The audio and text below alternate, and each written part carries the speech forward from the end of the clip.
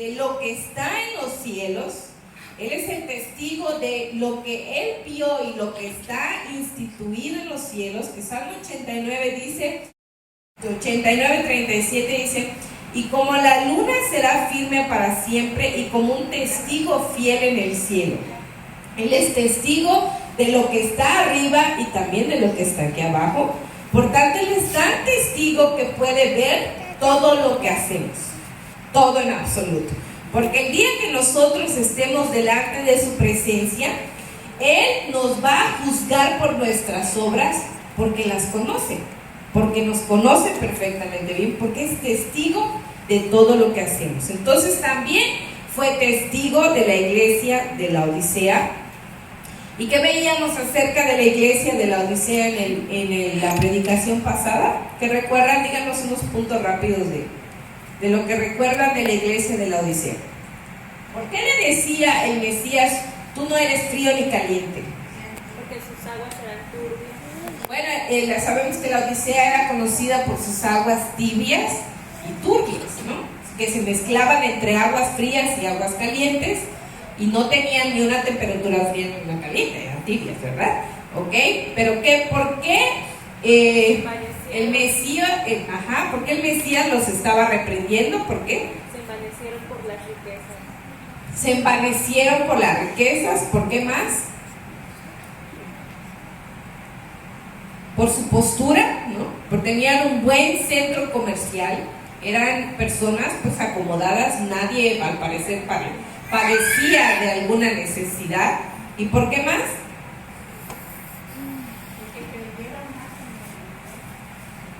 Porque confiaron más en ellos mismos que en Dios, ¿verdad? Era tanto su bienestar que no sentían necesidad de nada. Es por eso que dicen, yo soy rico y me he enriquecido y de nada tengo necesidad. Por eso es que la palabra, cuando habla acerca de los ricos, que aquellos que ya llegaron a esta situación, dice que es muy difícil que un rico entre en el reino de los cielos porque se siente autosuficiente, se siente capaz de todo y se olvida de que es incapaz de nada, ¿verdad? Número uno. Entonces, ahora, ¿qué pasa? ¿Cuál era la condición espiritual entonces de los laodicenses? Bueno, aparte de eso, pero en general, en general, decíamos una palabra sobre las aguas, eran tibios. Entonces, la condición espiritual de los laodicenses era la tibieza, era su condición espiritual y era por lo cual el Mesías, como testigo de esta tibieza, los estaba reprendiendo. ¿Y qué es la tibieza espiritual, hermanos? ¿Qué se puede considerar como la tibieza espiritual?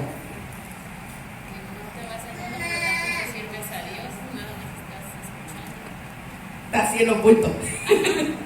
A ver, ¿qué es la tibieza espiritual?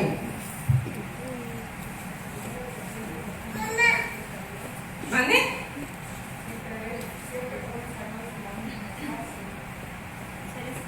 Bueno, eso podría ser más frío, ¿no?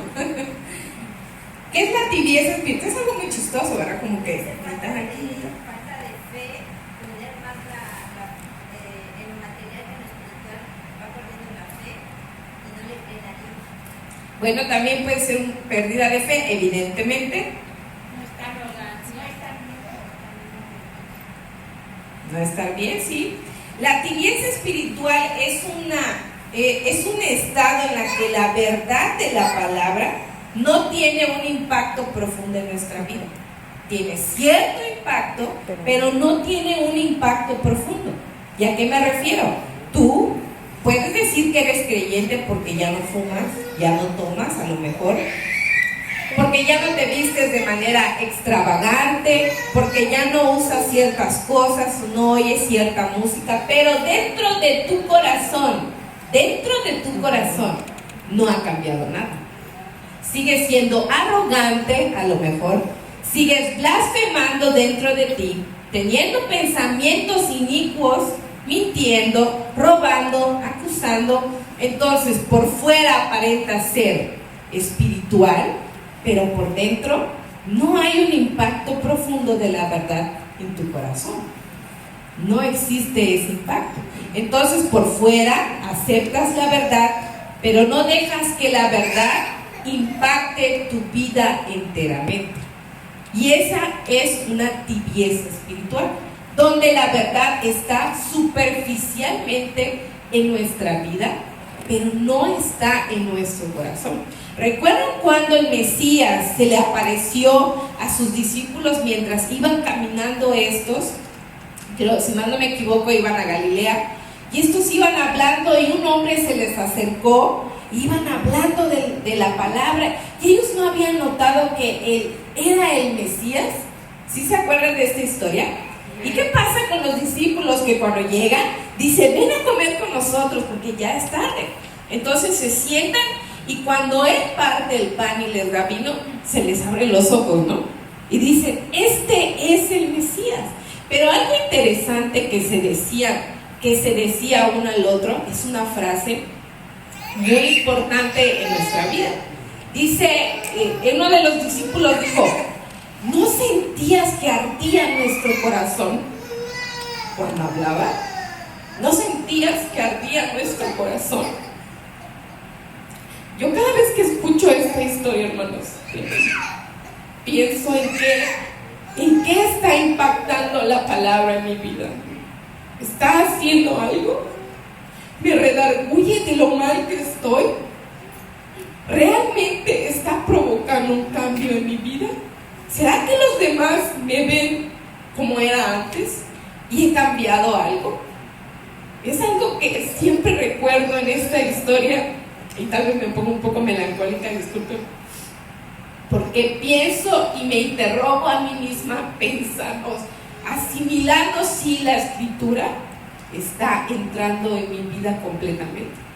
Muchos años fui creyente, hermanos, pero puedo decir que en los primeros 5 años no era un creyente de verdad. No sabía que la palabra entrara en mi corazón. No entendía ese concepto. Yo escuchaba a todos los creyentes decir que la palabra entre en tu corazón, que tu corazón se abre, pero yo no entendía ese concepto.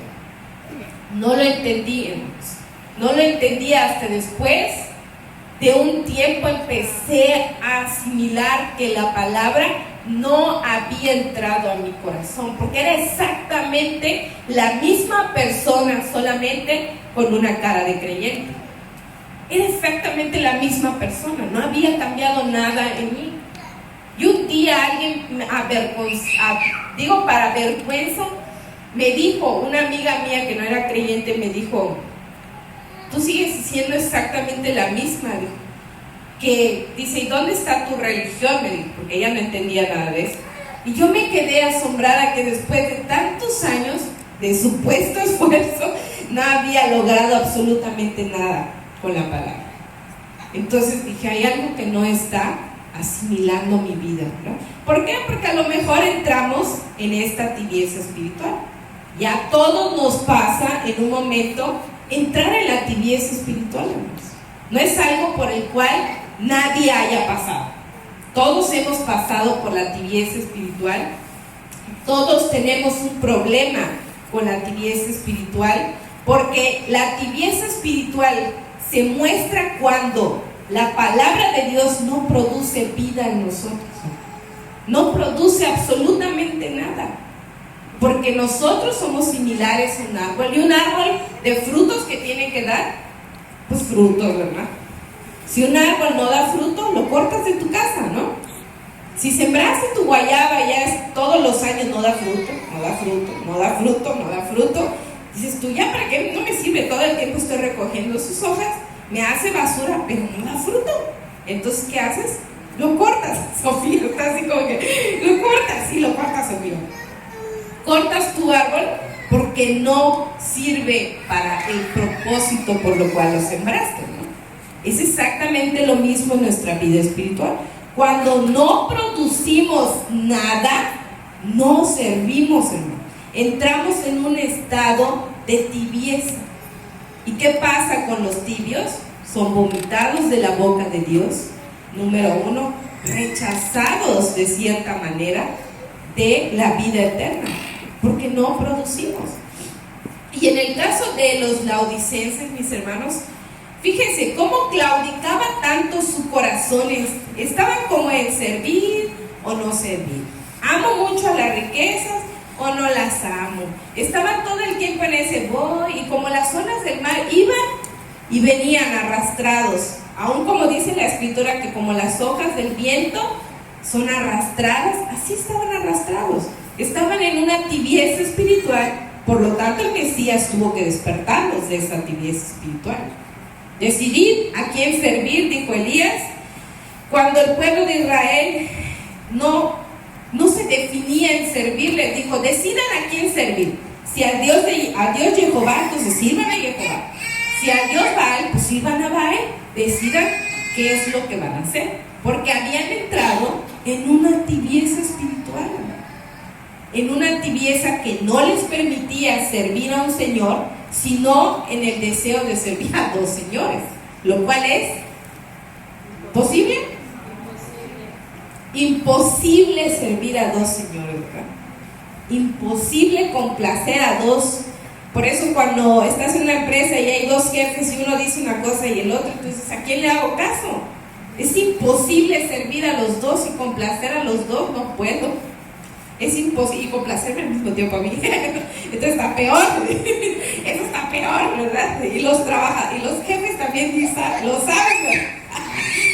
Dice, es imposible. Pero algo muy importante, que es donde vamos a entrar en este testimonio de la verdad, que la palabra de Dios es tan certera, mis hermanos, que con la reprensión, con la exhortación y la disciplina, siempre viene la salida de todo.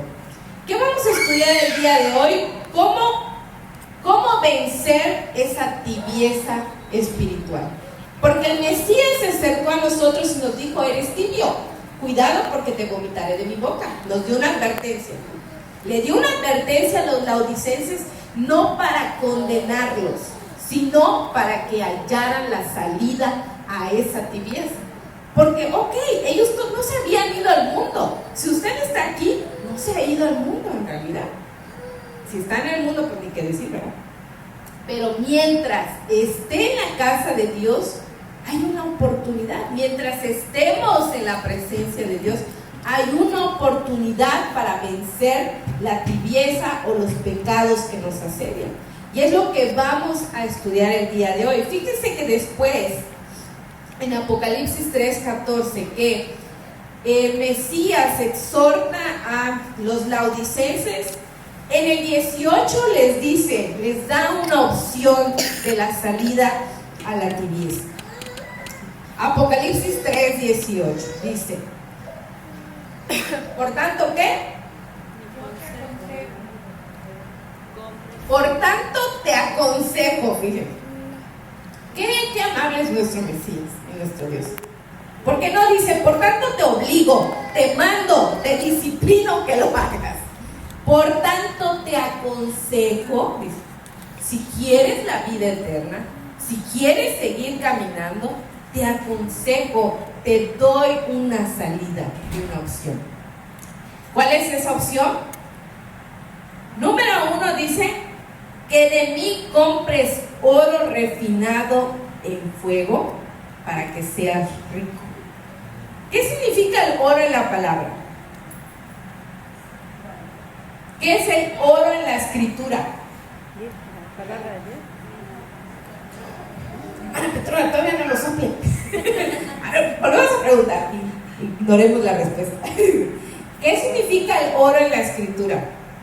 No la escucharon, qué bueno. Pónganos a pensar, hermano. ¿Qué significa el oro en la escritura? Bueno, ciertamente pureza. ¿Qué significa el oro? No de orar, de oro. ¿Qué significa el oro en la escritura? Todos nos quedamos en medio. Ay, creo que no lo investigaron. Valor, sí, algo de valor. Ajá, pues sí, ¿verdad? Oro, pues es lo mismo, valor. ¿Qué significa el oro en la escritura?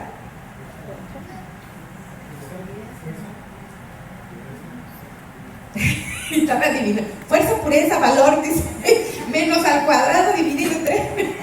A ver qué resultados da. Muy bien.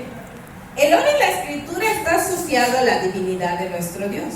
Eso sí es cierto. Es lo que algo parecido dijo nuestra hermana. Pero el oro en la escritura es la misma Palabra de Dios. Ya lo dijo hermana Petrona, vuelvo a repetir porque no lo escuchaba. Palabra de Dios. La palabra de Dios es el oro en la escritura, mis hermanos.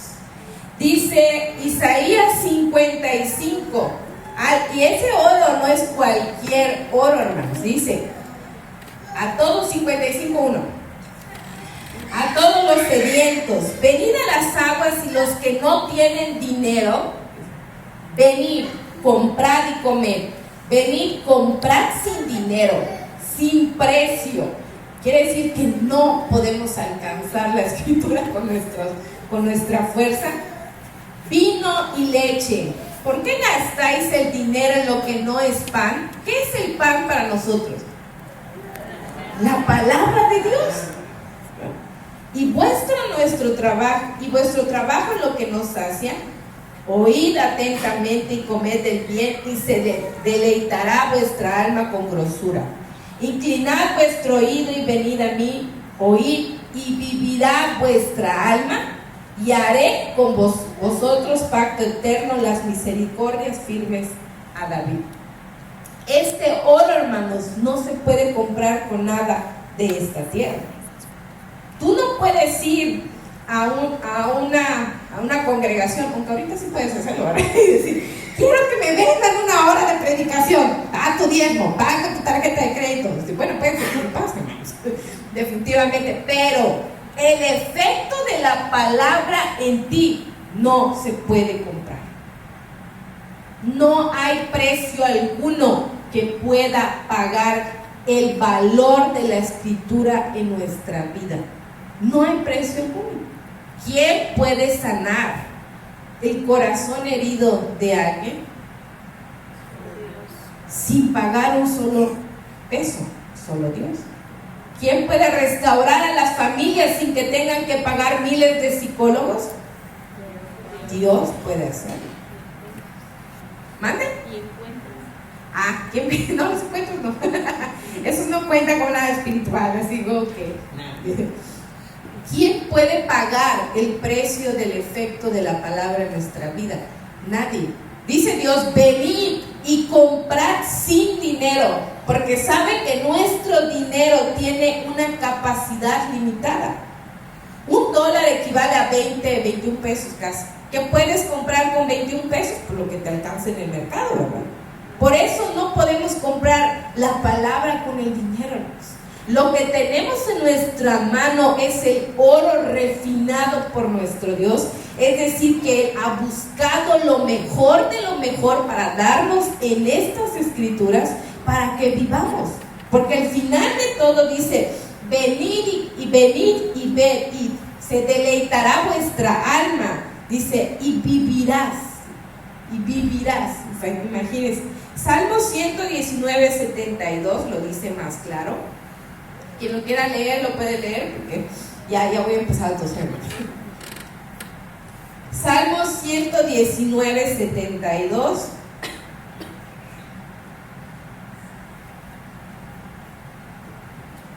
Rápidos buscadores, empleadores. Salmo 119:72.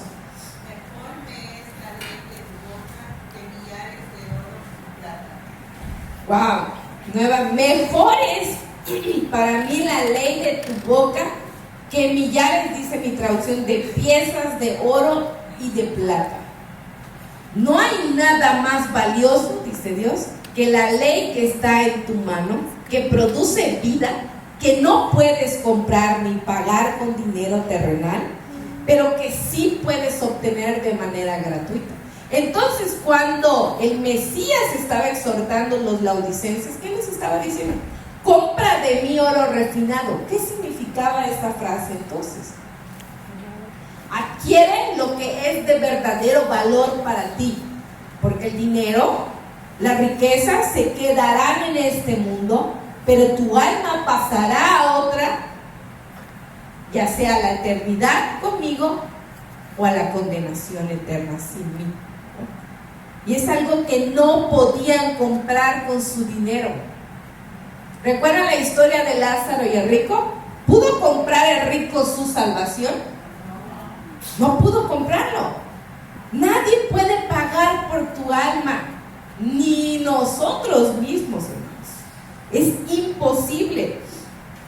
Y Colosenses 2, del 2 al 3 dice: para que sean alentados sus corazones y unidos en amor, alcancen todas las riquezas que se producen de una plena seguridad de comprensión, resultando en un verdadero conocimiento del misterio de Dios, es decir, de Cristo, en quien están escondidos todos los tesoros de la sabiduría y del conocimiento.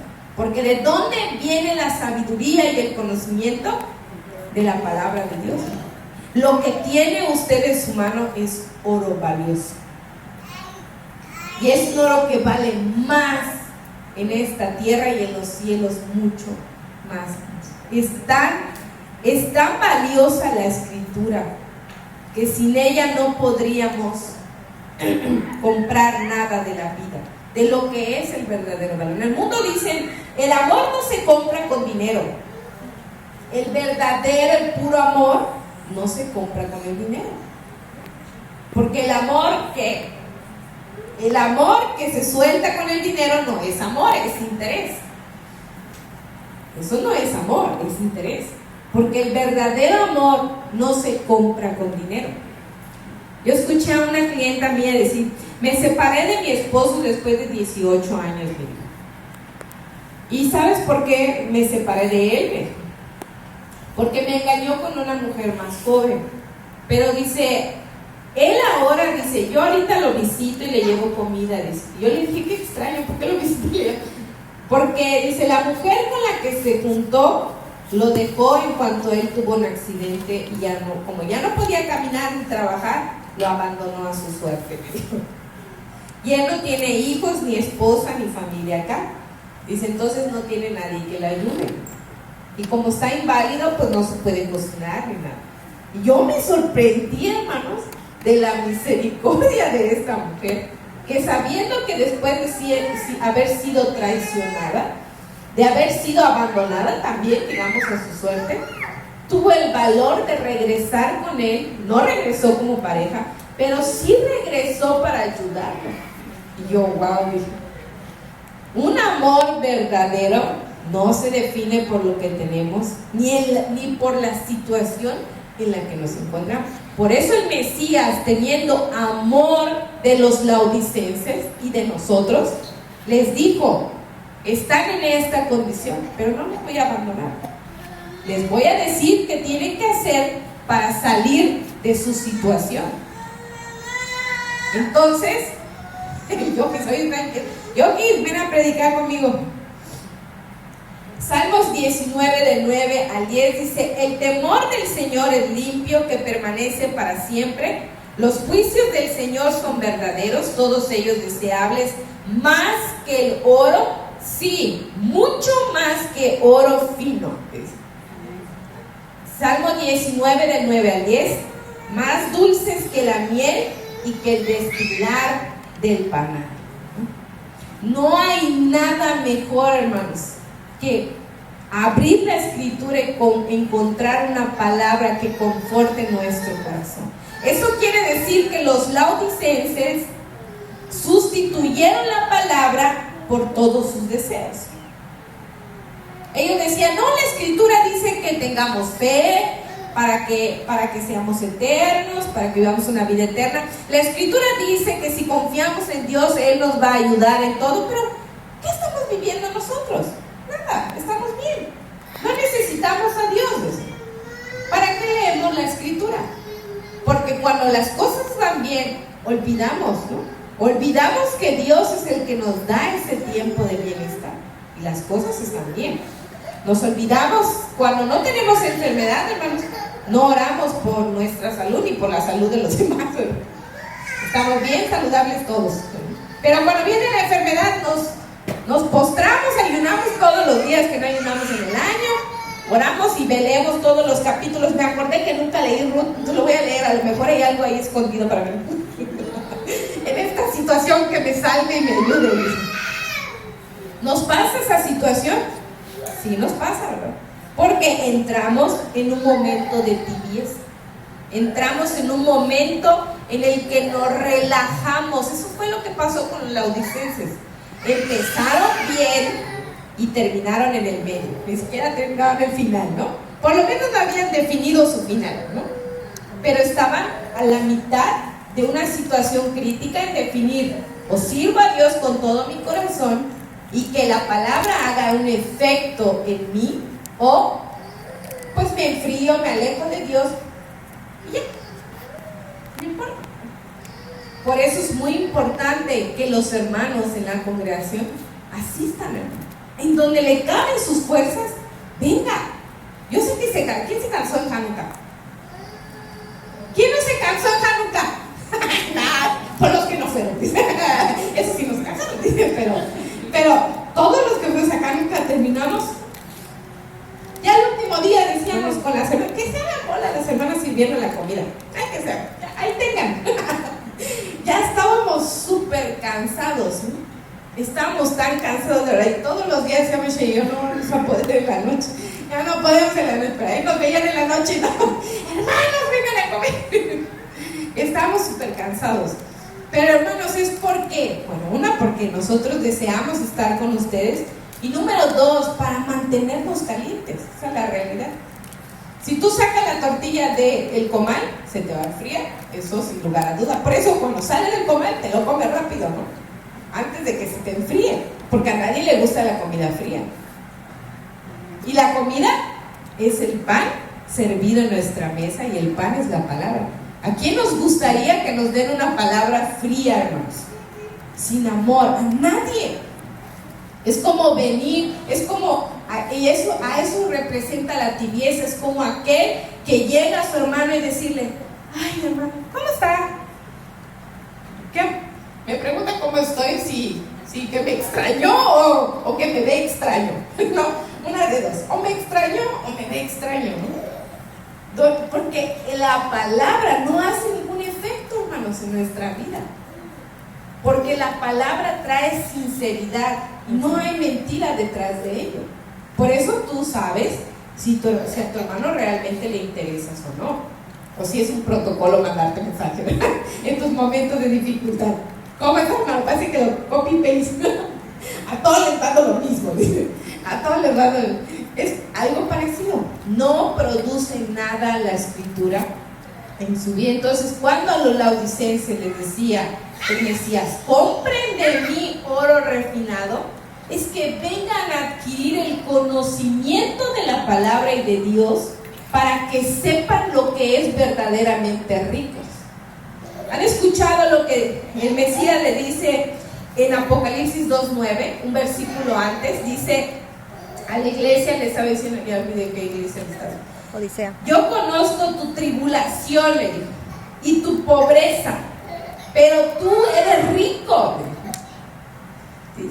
Y la blasfemia de los que dicen ser judíos no lo son, sino que son sinagogas de Satanás. Fíjense, ellos estaban en pobreza, pero Dios los veía como ricos, porque ellos tenían la palabra de verdad en su boca y en su vida, que producía la vida, y por lo tanto eran ricos.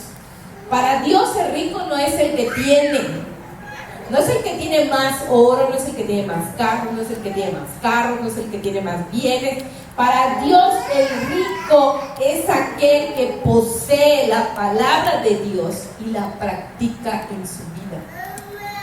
Ese es el verdadero rico, el que se ha llenado de las riquezas espirituales y no de las materiales, porque las espirituales, hermanos, no hay nadie que las pueda quitar de su mano. ¿Quién puede quitarle a un corazón bondadoso el amor y la misericordia de los demás? nadie se lo puede quitar. ¿Quién me va a arrebatar eso en su mano? ¿No? Se define aún por eso mismo. Cuando usted ve a un hermano y ya conoce cómo es su carácter, dice, ay, la hermana, ay, siempre tan servicial. Ay, nuestra hermana Rosalba, siempre tan paciente. Ay, nuestro hermano José, siempre tan paciente con todos los que siempre le van preguntando cosas. Te define el corazón que tienes. Porque has adquirido la verdadera riqueza, y ha producido algo en tu vida. Si aún alguien que nos dice que somos hermanos, algo anda mal. Algo anda mal, ¿verdad? Algo está pasando en nuestra vida, o no somos notados de plano en la congregación, o asistimos pocos, hermanos, pocas veces, porque mientras más asistimos, más nos conocemos unos a los otros, ¿no? Más nos conocemos. A nosotros nos dio muchísimo gusto que la hermana Lupita esté en el Hanukkah, la verdad que hermanos, la hermana vive del otro extremo. Y luego ese día nos toca que los carros estaban llenos, mis hermanos, pero hizo un esfuerzo por ir. La verdad que estábamos súper contentos, porque aunque parecía que no, nos estamos asombrados. Ustedes saben lo difícil que es andar con tu familia y no tener un vehículo para transportarse, y sobre todo para moverse en un lugar como la casa de Tati, si no ofende a Tati, que estaba súper lejos, ¿no?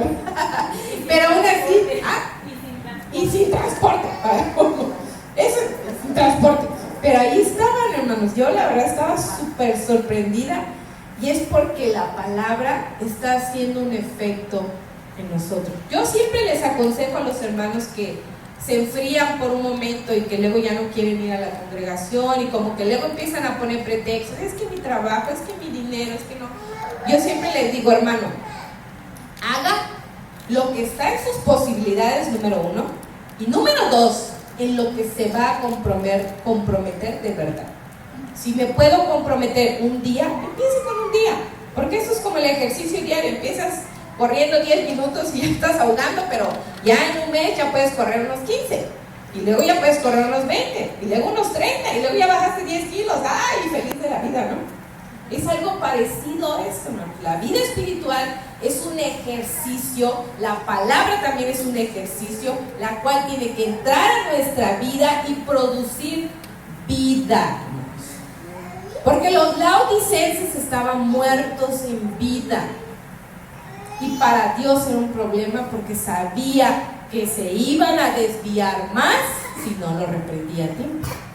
Entonces, la escritura nos dice esto, y dice, fíjense, vamos a ver el último versículo en esta parte, en Mateo 19:16, vamos a leerlo todos, algo muy interesante que yo no había visto muy bien, pero dice Mateo 19:16, ¿saben qué es ser verdaderamente ricos? Entonces vino uno y le dijo, maestro bueno, ¿qué bien haré para tener la vida eterna? Y le dijo, ¿por qué me llamas bueno? Ninguno es bueno sino uno, Dios. ¿Mas quieres entrar en la vida eterna? Guarda los mandamientos. Le dijo, ¿cuáles? Y dijo Jesús, no matarás, no adulterarás, no hurtarás, no dirás falso testimonio, honra a tu padre y a tu madre, y amarás a tu prójimo como a ti mismo. Y el joven le dijo, todo esto lo he guardado desde mi juventud, ¿qué más me falta? Jesús le dijo, si quieres ser perfecto, anda, vende lo que tienes, dalo a los pobres, y tendrás, ¿qué? Tesoros en el cielo. Ven y sígueme. Y oyendo el joven esta palabra, se fue triste, porque tenía muchas posesiones. ¿Qué era lo que el Mesías le estaba diciendo de manera espiritual? Ahora lo entendemos. Eran como los laodicenses, tenían la escritura, tenían conocimiento, sí lo tenían, por supuesto que lo tenían. Estaban entrenados en la palabra, pero la palabra no producía nada en ellos. Porque un joven con tanto conocimiento le dice al Mesías, ¿qué más tengo que hacer para heredar la vida eterna? Pues ya tenía el conocimiento.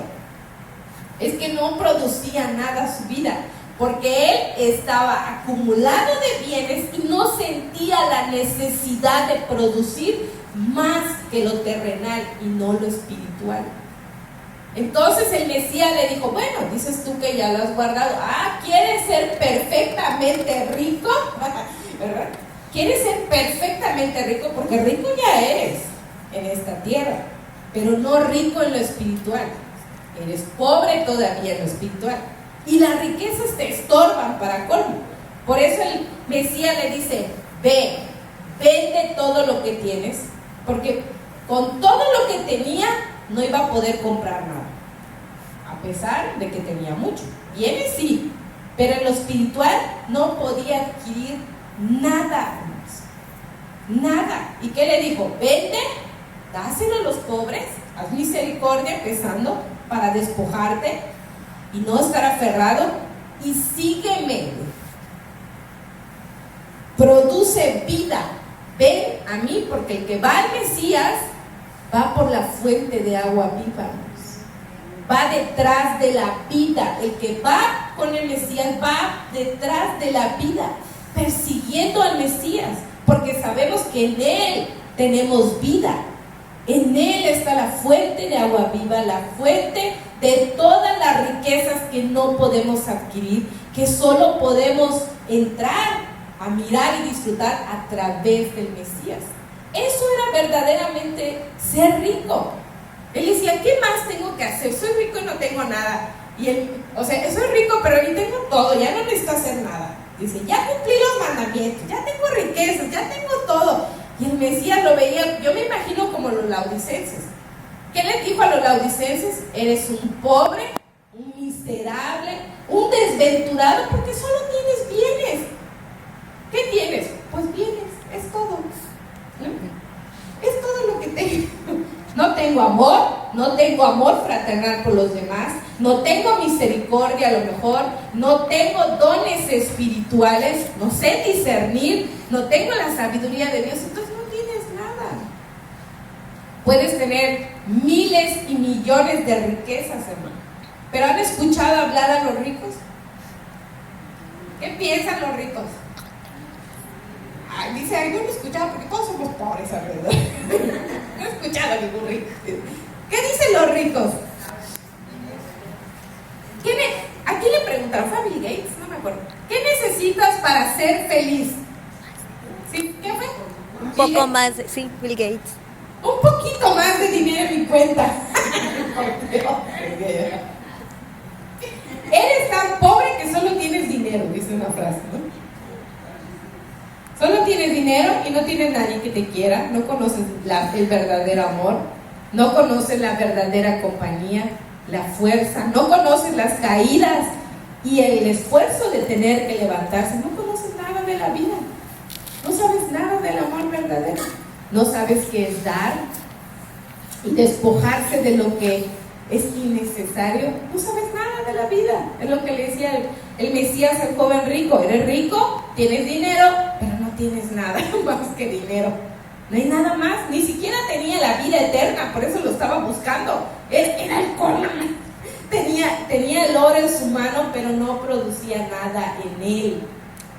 No producía nada en él, hermanos. No tenía ese conocimiento, pero dice que oyendo estas palabras se fue muy alegre. Ay, muy triste. Muy triste. ¿Por qué? Porque tenía muchas posesiones. Era tan pobre que solo tenía posesiones. Qué vida más miserable, hermanos. Tener dinero. Dice, aún la palabra dice que a rico, más bien, que Dios le da la facultad al hombre de disfrutar de sus bienes. Eso quiere decir que no a todos le da esa facultad, porque los ricos siempre andan estresados por cuánto produce su dinero, cuánto dejó de producir, cuánto capital humano tiene. Mate. Sobre todo cuando ya no produce, ¿verdad?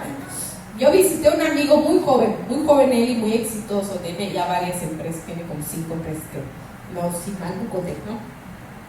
Y yo platicaba con su esposa y su esposa estaba súper estresada porque ella trabaja y tiene mucha presión y su jefa es mala, no entiende que ella tiene un niño especial que necesita atención, y estaba bien frustrada. Y le dije, ¿y cuántas deudas tienes? ¿Por qué no quieres dejar de trabajar? es que mi esposo dice que mi liquidación, que cómo me voy a ir sin la liquidación. ¿Y qué vale más para ti? ¿El dinero? Porque tu esposo tiene 5 empresas.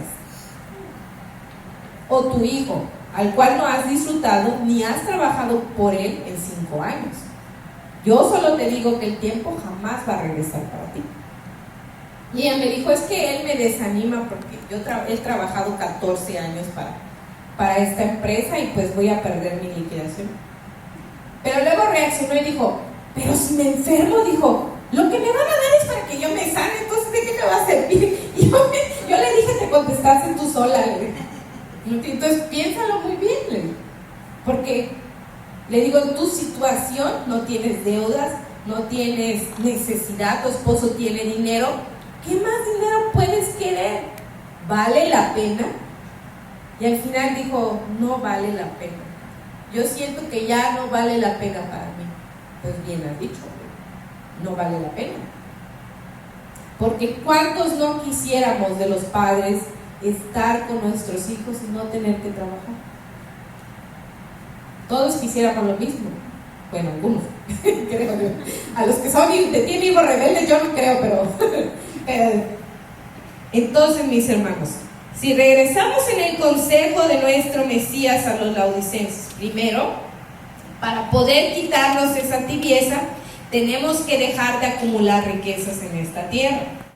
El carro, pues no lo tenga porque lo necesita para moverse y venir a la iglesia y llevar a los hermanos a su casa, ¿verdad? Sí, claro, sí, amén. Entonces, no quiere decir que si necesita bienes, no los tenga.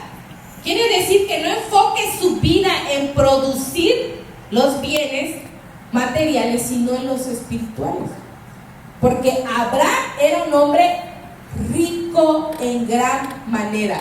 Y un día mi esposo me dijo algo chistoso que yo ni siquiera lo había visto. A veces se le sale lo espiritual y me dice cosas así.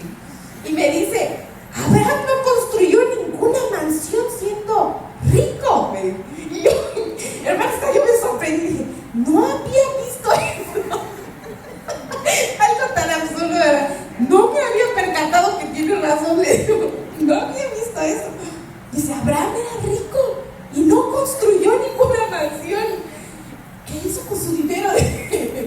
No lo sé, pero de verdad, hermanos, no se vivía en tiendas, pero un hombre inmensamente rico. Pero Hebreos dice que él no puso su mirada en lo terrenal para seguir acumulando. Él sabía que tenía de a montón y no le importaba lo que tenía. Dice que lo que él perseguía era lo que el autor de la vida, el fundador de la verdadera vida, tenía para él. Entonces a él no le importaba vivir en una tienda, mis hermanos, y tener miles de oro y plata y joyas y ganado. Decía que tenía hatos de ganado. Yo me emociono con un becerro que tiene mi mamá. Y yo no me puedo imaginar a miles de hatos de ganados, de ovejas. Yo no me lo puedo imaginar, hermanos, qué criterio la bahía de los animales. Pero decir soy inmensamente rico, pero no sirve para nada eso. Yo me sorprendería ver a Abraham siendo en medio de las riquezas, sabiendo que es igual que todos, sin importar. Esa es la vida que Dios espera que tengamos. Que teniendo, hagamos como si no tuviéramos, hermano. Y no para decir, ay, soy pobre, porque esa frase se nos sale como muy mexicana. Sino decir, soy rico en Dios, porque lo que tengo aquí no vale para Dios. Pero si lo tengo, es para Dios. Eso es lo mismo que la misma actitud que tenía Abraham. Soy rico, pero en Dios, porque lo que tengo es de Dios de todas formas. Él me lo dio y Él me lo va a quitar si no quiere, pero aún así sigo siendo rico en Dios. ¿Qué le dijo a la iglesia? Yo sé de tu tribulación, le dijo, y de tu pobreza, pero tú eres rico. ¿De qué te quejas? Si tienes la palabra, eres rico en abundancia. No persigas lo material, pero Dios lo va a traer, hermanos. Si Dios sabe que necesitas un carro y trabajas por mantenerte, sustentar los gastos, haces tu vida delante de Dios, pero sobre todo te esfuerzas en lo espiritual, Dios te va a proveer un tiempo para los bienes, pero no, tu vida no va a perseguir los bienes como lo hacía el joven rico. El joven rico iba persiguiendo los bienes. Pensaba que la riqueza de los bienes definía la riqueza espiritual. Y eso no era, que estaba completamente errado. Eso no era lo que esperaba. Porque ganando todos sus bienes, iba a perder su alma. Nuestra mentalidad antes de conocer a Dios es: cuando yo esté más grande, así como mis papás que están ya dando el viejazo de 40 años, voy a servir a Dios, porque es como para esa edad, ¿no? Servir a Dios. ¿Saben a cuántos años fue llamado Isaías? ¿Conocen al profeta Isaías? Bueno, de persona, no, ¿verdad? Pero sí de hablar del profeta Isaías, sí, ¿verdad? ¿Saben a los cuántos años fue llamado Isaías? Dice que él era un muchacho, era un niño. Hasta él se define: Señor, ¿por qué me hablas a mí? Van a decir: eres un muchacho. ¿Por qué era un niño? ¿Cuántos años tenía José? 17. Pero antes de eso él ya había sido llamado. A lo mejor a los 10, 12, 14. ¿Cuántos años, verdad? Y creemos que servir a Dios para los 30, 40. Para la juventud, ahorita ni chapear podemos ser en la congregación, y queremos servir a Dios a los 40, hermanos. Muy bien, ahora vamos por el segundo. Vamos más rápido porque se nos va a acabar el tiempo. Dice entonces Apocalipsis 18: por tanto yo te aconsejo que compres de mí oro refinado para que seas rico. Es decir, adquieras conocimiento y sabiduría de la palabra, más que persigas los bienes de esta vida. Porque eso es ser verdaderamente ricos, hermanos. Ser rico en lo espiritual es mucho mejor que ser rico en lo material. Si no, veamos a Lázaro y el rico. Lázaro obtuvo males en esta vida, dijo, pero recibió las riquezas del reino. Y el rico tuvo bienes en esta vida, pero recibió la condenación como recompensa por acumular riquezas. Y no, ¿qué pasaba con el rico? Que su corazón no producía vida, hermanos. El rico era un judío, tenía conocimiento de la ley, porque cuando alzó los ojos dijo: Padre Abraham. Ay, sí conocía a Abraham, por supuesto, pero ni siquiera tenía misericordia del hombre que estaba a la puerta de su casa, que constantemente esperaba para que él tuviera misericordia. No la tuvo. Entonces, ¿por qué pedía misericordia de Dios?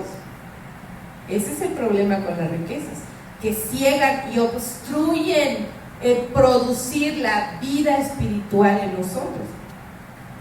Dice: y vestiduras blancas para vestirse, y que no se descubra la vergüenza de tu desnudez. Entonces, tenemos que comprar lo que no tiene precio, y número 1, que es la palabra, y vestirnos de esas vestiduras blancas para que no se vea nuestra desnudez.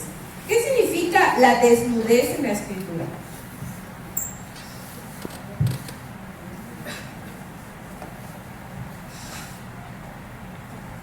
¿Por qué tenemos que vestirnos? En lo espiritual. Obviamente no tenemos que vestir con mucha ropa, pero en lo espiritual, ¿por qué tenemos que vestirnos? Bueno, es una parte de ello, pero ¿cuándo el hombre empezó a usar vestiduras? ¿Cuáles hombres? Sí. ¿Cuándo empezó a usar ropa el hombre? Ajá, yo iba a decir ¿dónde? ¿Pero cuándo? En Adán y Eva, ¿no? Cuando pecaron. Dice la escritura en Génesis 2:25: y estaban ambos desnudos, el hombre y su mujer, y no se avergonzaban, antes de haber pecado. Pero después, Génesis 3:7, cambia el panorama. Dice: entonces fueron abiertos los ojos de ambos y conocieron que estaban desnudos, y cosieron las higueras y se hicieron delantales. Entonces, ¿qué pasó? Que los laodicenses andaban en pecado, por lo tanto estaban desnudos delante de Dios. ¿Qué pasó con Adán y Eva cuando Dios los descubre en su pecado y los llama? ¿Qué pasa con ellos? ¿Y qué dijeron?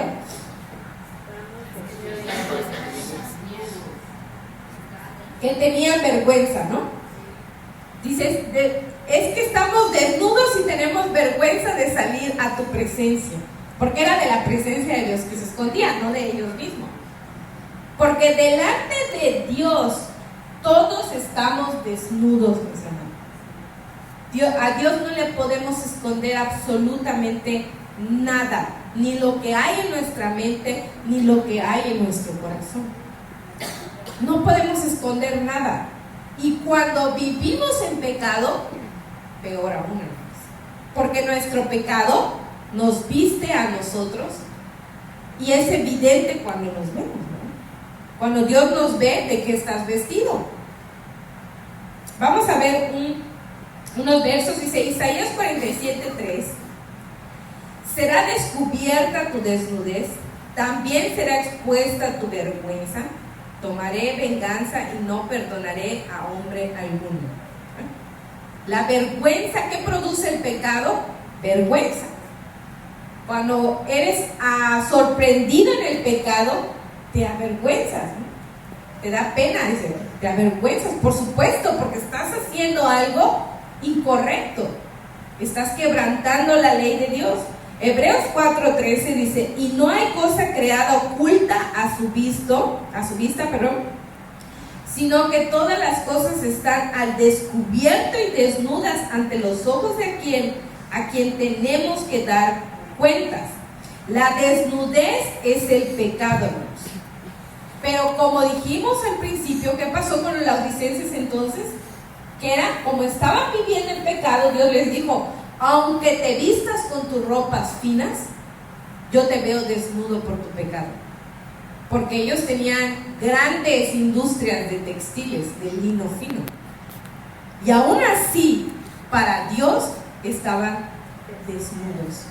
Por eso no importa si traes una ropa de marca y te vistes muy, muy auténtico y muy bien, aún como creyente, excelentemente bien, hasta de etiqueta.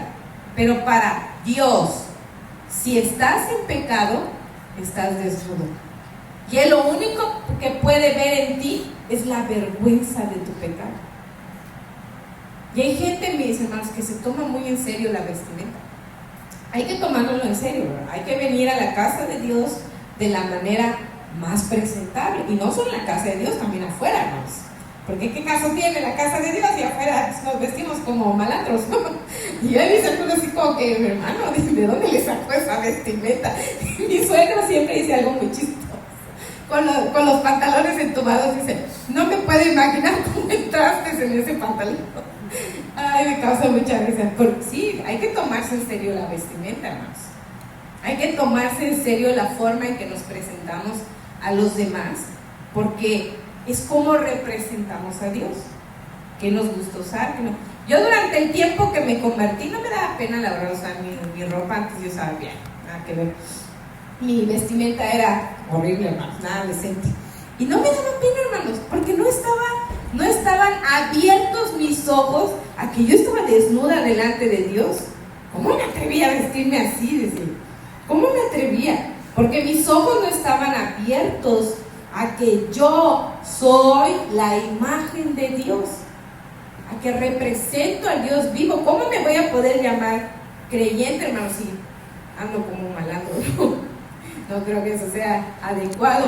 El día de ayer tuvimos una cena con la empresa, para la otra empresa que trabajo. Trabajamos con una empresa y el dueño nos invitó a cenar. Y digo, ay, ¿por qué nos invitó a ese lugar? Nos invitó a un restaurante de mariscos. Y yo dije, creo que hoy no cenaré. Pero me causó tanta gracia que cuando llegué, y ya sé que usted no come camarón, ya pedí arrachera. Ah, qué bueno, dije, no le den, pero hasta de broma me dejaron 2 cócteles ahí para ver si me los comía. Dice, ya los prepararon para usted. Ah, pues qué bueno, ¿quién lo quiere? Y me dice, no se preocupe, ya le trajimos arrachero. Y eso me causó mucha gracia, hermanos. Pero es igual que la vestimenta. Si ya saben cómo eres, saben que no se van a sorprender cuando te vean. No les va a quedar duda de, ay, ¿cómo va a venir vestido? Ya saben cómo va a venir vestido. Ya saben cómo va a venir, porque a la gente le importa mucho, ¿no? cómo vas vestido, tienes zapatos de marca, pero para Dios da igual, hermanos. Aún lo más hermoso que tengamos para vestirnos, si vivimos en pecado, es lo mismo que estar desnudos. No importa lo mucho que nos pongamos, pero para Dios no tenemos nada puesto. Nada puesto. Por eso a las mujeres Pablo les decía: vístanse decorosamente, adórnense con gracia de buenas obras y no con vestidos ostentosos, porque no hay algo más agradable que una persona vestida de humildad, de amor, de misericordia, de paciencia, de servicio a los demás. No hay nada más que agradable. Es más, nunca te fijas qué trae puesto, porque siempre es algo natural para ti ver que lo adornan las demás cosas. Porque a lo que Dios le importa es lo espiritual. Pero Dios también quiere vestirnos, mis hermanos. Y esa era la preocupación del Mesías con los laodicenses. Porque el pecado es la desnudez, pero la vestimenta de Dios, ¿qué es? Dios. No lo escucho. La santidad. La santidad. Ay, hermana Petrona, no le santidad. Muy bien, También, todos le quieren copiar a la hermana Petrona, ¿eh? Estás ahí esperando a ver, ¿qué es, hermana? ¿Qué es, hermana? ¿Qué? Ya la vi, ya la caché, desde aquí se cacha todo, ¿eh? Ya vi que se cacha todo. En Isaías 61:10 dice, vamos a leerlo todos, Isaías 61:10 dice: en gran manera me gozaré en Jehová, mi alma se alegrará en mi Dios, porque me vistió con vestiduras de salvación, me rodeó de manto de justicia, como novio me atavió y como novia adornada con joyas. Porque como la tierra produce su renuevo y como el huerto hace brotar su semilla, así es Jehová el Señor, hará brotar justicia y alabanza de todas las naciones. Entonces, nuestra vestidura es la salvación que Dios pone en nuestra vida. Por eso dice en Oseas 2:9: por tanto volveré a tomar mi trigo a su tiempo y mi mosto a su sazón. También me llevaré mi lana y mi lino que di para que cubriera su desnudez. ¿Quién en realidad cubrió la desnudez de Dios? Porque los hombres, Adán y Eva, hicieron una vestimenta temporal. Agarraron hojas de higuera, las cosieron y se vistieron. Pero ¿quién los vistió de manera correcta? Él mató a 2 animales, agarró las pieles y se las puso a ellos, algo que pudiera durar más, cubriendo la desnudez de ellos. Entonces, cuando el Mesías le decía a los laodicenses: tú estás desnudo, pero el único que te puede cubrir la desnudez soy yo. Y si no buscas a Dios y la salvación, entonces vas a estar desnudo toda la vida. Nunca vas a tener suficiente para cubrirte. Mateo 22:11 dice: y entró el rey para ver a los convidados, y vio allí a un hombre que no estaba vestido de boda, y le dijo: amigo, ¿cómo entraste aquí sin estar vestido de boda? Mas él enmudeció. Entonces el rey dijo a los que le servían: atarle de pies y manos y echarle en las tinieblas de afuera, allí será el lloro y el crujir de dientes, porque muchos son los llamados, pero pocos los escogidos. Entonces, ¿de qué esperaba Dios que estuviera vestido el hombre? Pero las vestiduras ¿de qué? ¿Qué dice Isaías? De salvación. Vestiduras de salvación. Por eso, en el primer consejo que le da el Mesías a los laodicenses es comprar el oro, que es la palabra. Porque sin la palabra iban a seguir desnudos por la eternidad. Porque sin palabra, sin sacrificio, no hay redención de pecados. Entonces, si nosotros nos rehusamos a someternos a la palabra, vamos a seguir viviendo desnudos, hermanos. Si nos rehusamos todo el tiempo a la palabra, a obedecer la escritura, vamos a estar desnudos delante de Dios. Vamos a entrar a lo mejor como el colado de la fiesta, que entró a la fiesta, se coló a la fiesta, hermanos, se coló a la fiesta de bodas, pero no le duró mucho el gusto, porque en cuanto nuestro Dios lo vio y dijo: ¿cómo entraste aquí? ¿Cómo llegaste tan lejos estando desnudo? Entraste, pero estás desnudo y no puedes estar aquí. Dice que lo echó afuera, donde es el lloro y el crujir de dientes. Es un hombre que se rehusaba a la palabra, que se rehusaba a obedecer la escritura, a asemejarse a la escritura, por lo tanto no había vida en él, hermanos. Entonces él estaba constantemente desnudo. Por eso, cuando nos oponemos a la palabra predicada, no nos oponemos al que lo predica, nos oponemos a Dios, quien la manda y quien la establece. Él dio la escritura para vestirnos también de salvación, porque dice la palabra, cuando habla acerca de Israel, le dice: yo te vi como una mujer desnuda, tirada en el suelo, sin que nadie te cubriera. Porque nadie, hermanos, ningún Dios de madera ni de plata va a cubrir nuestra desnudez del pecado. El único que lo va a hacer es Dios, en su misericordia. Y dice: yo extendí mi manto, dice, y te cubrí de tu desnudez. Estabas completamente llena de pecado, estabas totalmente desnuda, ni siquiera para decir que tenías una manta sobre ti, absolutamente nada, porque eras tan vil en el pecado que no se podía distinguir tu cuerpo del pecado. Es así como vivimos sin sujetarnos a la palabra de Dios. Vivimos en total y extrema desnudez, hermanos. ¿Por qué queremos? Porque hay una solución para vestirnos.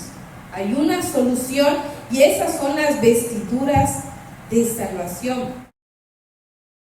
Segunda de Corintios 5:1 dice: porque sabemos que si nuestra morada terrestre, este tabernáculo, se deshiciere, tenemos de Dios un edificio, una casa no hecha de manos, eterna en los cielos, y por eso también gemimos deseando ser revestidos de aquella nuestra habitación celestial, porque así seremos hallados vestidos y no desnudos. ¿De qué nos vestimos? De lo celestial y de lo espiritual, mas no de lo terrenal.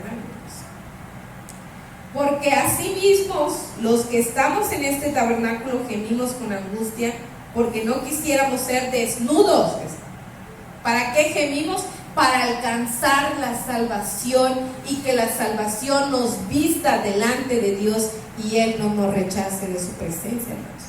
Por eso gemimos todos los días y nos presentamos delante de Dios como sacrificio, para que nos hallemos vestidos y no desnudos delante de Él. Dice: para que lo mortal sea absorbido por la vida. Ya no vivo yo, dice, vive Cristo en mí.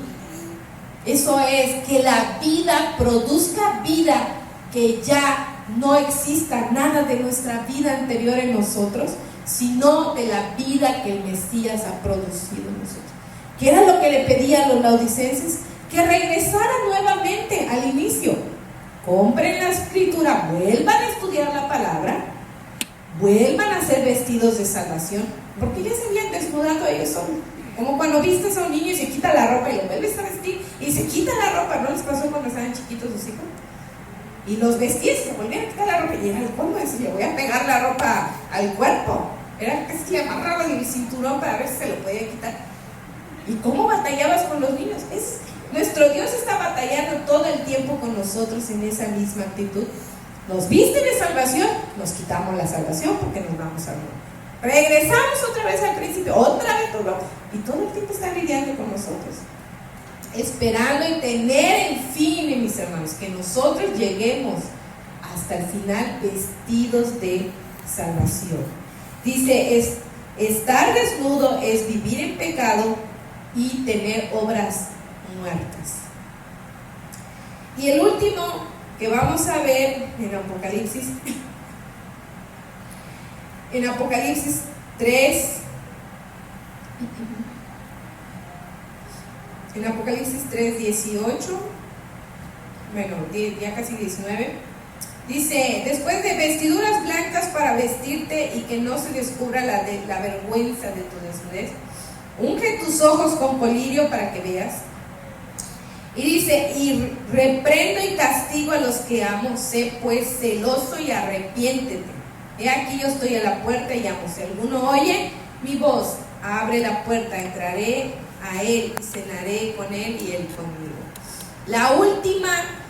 El último consejo, después de que el Mesías le dijo a los laodicenses, para quitar tu tibieza, regresa a la Escritura y compra lo que tiene de verdadero valor, lo que es verdaderamente oro, que es la palabra, en las riquezas que hay en la palabra. ¿Han escuchado a Romanos 11:33 cuando habla Pablo? Y dice, oh profundidad de las riquezas, de la sabiduría y de la ciencia de Dios. Cuán insondables son tus juicios e inescrutables tus caminos. Porque dice, ¿quién entendió la mente del Señor? ¿Quién le dio a él primero para que le fuese recompensado? Y dice, porque de él y para él son todas las riquezas del mundo. No se aparte de la Escritura. Sería lo más insensato que haría en su vida. Porque no hay riqueza más profunda que la verdad que está escrita en él. Y si yo lloro y me compungo, hermanos, no me imagino nuestro Dios al pensar que uno de ustedes se puede alejar de él. Porque él conoce nuestra desnudez. Él sabe dónde andamos en el camino. Él sabe cuándo nos hemos apartado para comprar cosas materiales y no espirituales. Porque es verdad que los bienes nos acomodan, pero eso no significa que nos convenga ir detrás de ellos todo el tiempo. Ese no es el objetivo de nuestro Dios. Y luego nos dice que nos cubramos de salvación. Pero si no tenemos lo primero, no podemos tener lo segundo. No vamos a poder cubrir nuestra vergüenza, hermanos, de ser imperfectos, de ser pecadores. Porque no quiere decir que lo hayamos vencido todo. Quiere decir que estamos en un proceso para alcanzar la vida eterna y por lo tanto no nos podemos detener y no nos podemos sentar y confiarnos y decir, lo he alcanzado todo, como el joven rico. Lo tengo todo y de nada tengo necesidad. Claro que no. Todos somos necesitados en esta vida. Mientras no partamos a la eternidad, todos tenemos necesidad. No hay nadie que pueda decir que no siente necesidad de buscar a Dios, que no necesita buscar a Dios, que no es necesario, porque entonces nos convertimos en la palabra que el Mesías le dice a los laodicenses. Tú no sabes que eres un pobre, desnudo, un miserable, porque no tienes nada más que lo terrenal, que se acaba, que se va, pero lo espiritual permanece para siempre. Entonces, por último, les dice, el último consejo que les da es que vean, que abran sus ojos verdaderamente. ¿Y qué más les dice?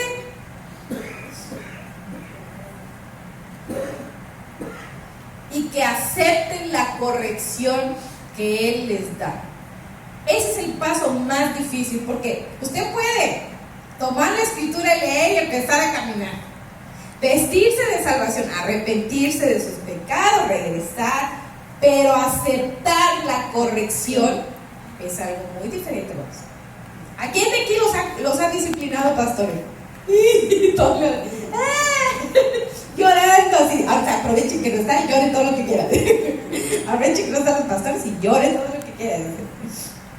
Cuando iba a empezar este ministerio, hermano, no saben, cuando yo regresé a la congregación, tenía tantas ganas de entrar al ministerio y a darle todo. Pero cuando veía las juntas, hermanos, me hacía así, y así cada vez más así. No quería, hermanos, porque no me gusta la corrección. A mí no me gusta que me digan que estoy haciendo algo mal. Ay, me molesta, me pongo como los gatos, ¿sabes? Inmediatamente, porque sale mi carácter, porque me sale lo mío. No me gusta la corrección, odio la corrección, no sé. Yo digo, ¿cómo alguien puede soportar la corrección? Siempre mi mente está de que, ay, no quiero, no lo soporto, porque es difícil asimilar y aceptar y decir, sí, está bien, estoy mal. Uy, eso es lo más difícil. Y en eso tuvo que trabajar Dios conmigo, y aún lo sigue haciendo, hermanos, porque no siempre me gusta que me corrijan. Porque cuando en las juntas, ustedes no nos ven, pero de repente nos dan unos ramos ahí en la junta. Porque de repente estamos en la junta y ustedes ya conocen a nuestro amado y bello pastor más pacífico que nunca. Cuando me voltea y nos dice, hiciste esto incorrecto, nosotros enmudecemos, hermano. Y yo digo, calla boca, calla. Calla, no hables, no digas nada. Yo, pero pastor, quisiera decir, pastor, no, esto no. Y digo a mi mente, calla boca, calla. No digas nada. Imposible, ¿no? Casi imposible. Difícil. Porque callar y someterse y humillarse y decir, está bien. Pero, ¿saben? Antes de entrar, la primera vez que empecé, vamos a decir, a entrenar para el ministerio, tuvimos una junta y, ¿qué creen? A la primera junta, la regañada fui yo.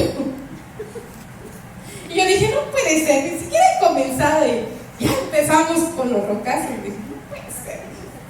Y yo salí enojadísima, enojadísima, y dije, no voy a regresar, porque pastor es bien malo, digo, sigue siendo el mismo que conocí. Dije, no puede ser, dije, apenas llegué y ya me está exhortando. O sea, ¿qué? Dije, ¿quiere que me desanime en el camino? Que tire todo. Ay, a ver quién lo hace. Dije, ¿no? Y de repente, y todo el día me la pasé pensando eso. Estaba tan enojada que todo el día me rondó en mi cabeza.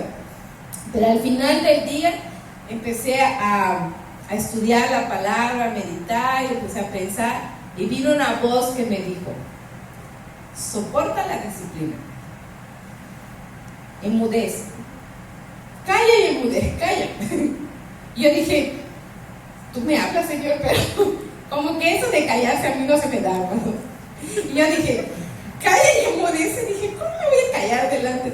No puedo, casi mis derechos, y mi razón, y mi cordura. No, yo también soy un ser pensante e inteligente. No puedo decir. Hasta me río hoy por lo mismo. Pero ¿qué creen? Dios me habló y me dijo, en este tiempo yo te voy a enseñar qué es la disciplina. Y me acordé, hermanos, que cuando yo servía con mis suegros, era bien grosera y rebelde con ellos. No sabía someterme, no sabía. Yo sentía que tenía autoridad, como era joven, estudiante en la universidad, inteligente según yo. No sabía, hermanos. Y Dios aún me sigue hablando, porque el jueves que estudiamos en casa, nuestra hermana Cochi, eso fue en el estudio, por cierto, para que les dé un poco de envidia. Estábamos estudiando en Timoteo, bueno, no habíamos llegado a Timoteo, estábamos hablando acerca de él. Que cuando Timoteo, siendo joven, Pablo le da una instrucción, le dice, instruye o enseña a los ancianos como a tus padres. Tú no eres mayor ni tienes más autoridad por la posición que tú tienes. Tienes que aprender a humillarte, porque tú no tienes mayor autoridad que los demás. Y qué difícil debió de ser eso a Timoteo siendo joven, y decir, tengo autoridad, pero no la tengo al mismo tiempo. Pero lo que Pablo trataba de decirles es que la mayor autoridad la tiene Dios. Y Dios puso un orden, y el orden de Dios es la autoridad. Entonces es bien difícil. Entonces a mí en este tiempo Dios es lo que me ha estado enseñando. Pastor es pastor porque Él tiene la autoridad, no porque tenga la razón, porque Él es la cabeza. Tú vas a, cada vez que me quiero saltar al pastor, Dios me habla y dice, ¿qué tú vas a agarrar la responsabilidad de la cabeza? Y yo cuando veo a pastor, no, sí, con permiso, ¿no? Bye. Ya me voy. Hago lo que ustedes digan, ¿no? ¿Tú vas a tomar esa responsabilidad? No, por supuesto que no. Porque Dios lo puso a Él para velar sobre todos ustedes. No para hacer lo que quiera con ustedes, sino para velar. Entonces, aceptar la corrección de su parte es someterse a la voluntad y autoridad de Dios. Y aprender. A lo mejor un día como hombre, tu líder o tu pastor te va a disciplinar. y no te va a gustar, y a lo mejor diga algo que no siempre sea 100% verdad en ti.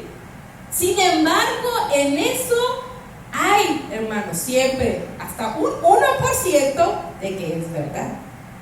Entonces tú te sientas, escuchas la disciplina, aceptas la corrección y sigues caminando. Eso es lo más difícil. A veces nos sentamos a hacer berrinche con la corrección, pero no nos levantamos a caminar, hermanos.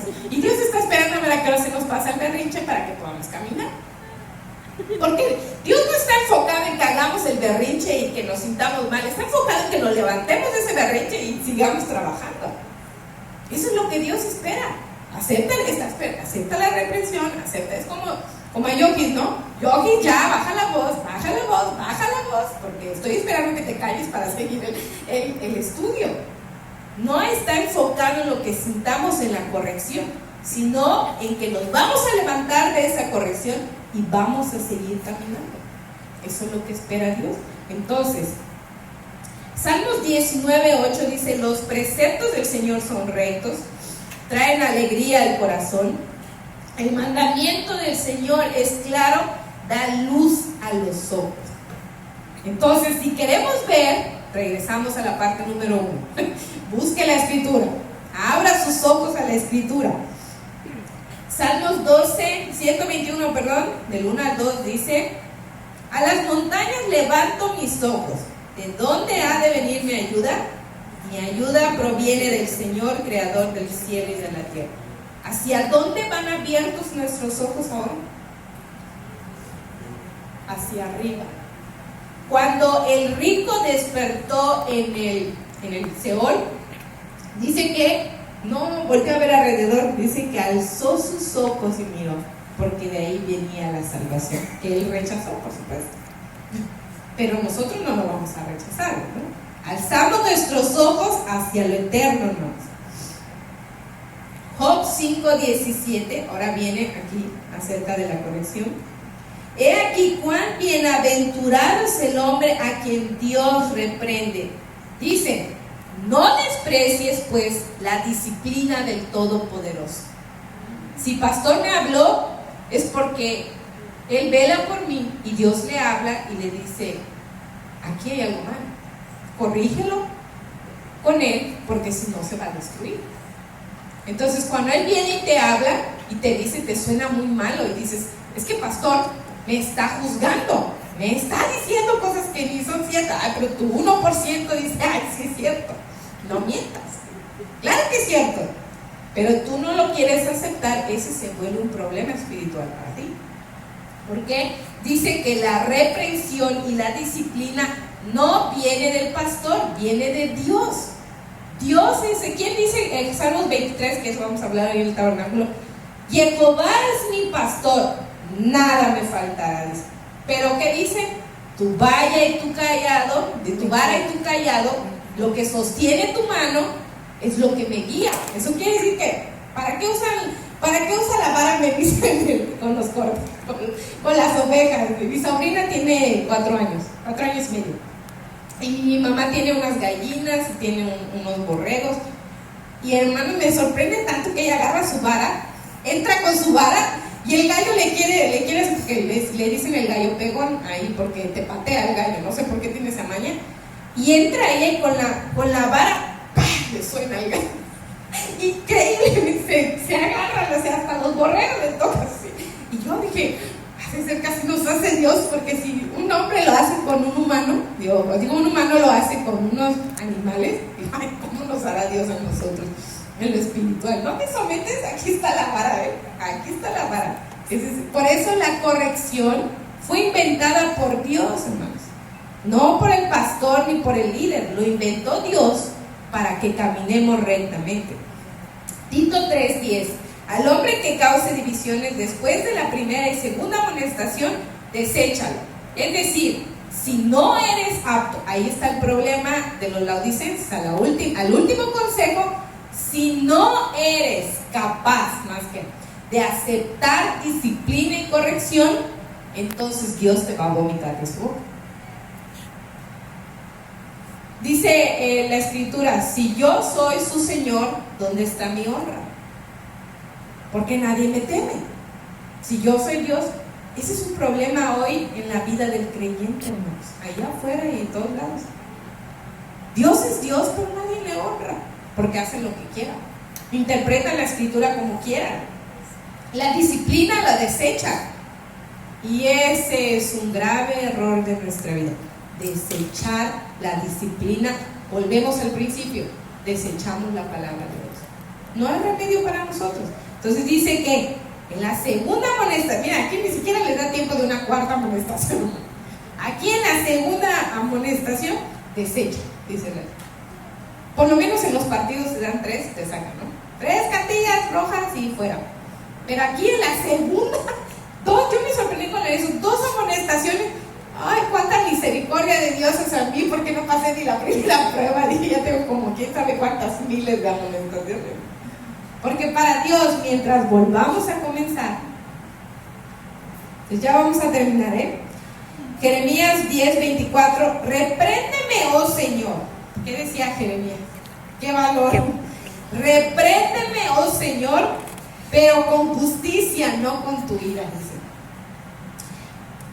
No sea que me reduzcas a nada.